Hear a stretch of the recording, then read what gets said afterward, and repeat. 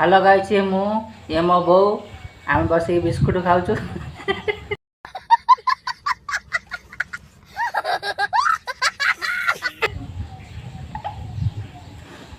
आपण जरी खाइबे आसंतु अभी मजा आएगा ना भिड़। आधार को बिस्कुट के खाइबा सब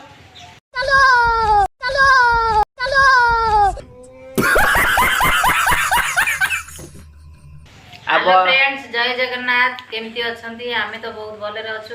वर्षा पागे चाहा बिस्कुट खाऊछु। आपण माने कोन करछंती कमेंट बॉक्स रे जणाइबे। जय जगन्नाथ। आ काम करो बिस्कुट के दे दियो।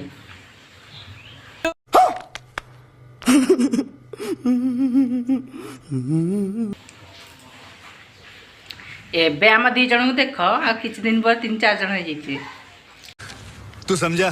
हाँ नहीं तू समझा नहीं। कुणिया आसे रच मैं आ किछ भाबियो।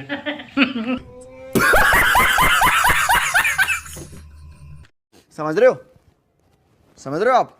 समझ रहे हो?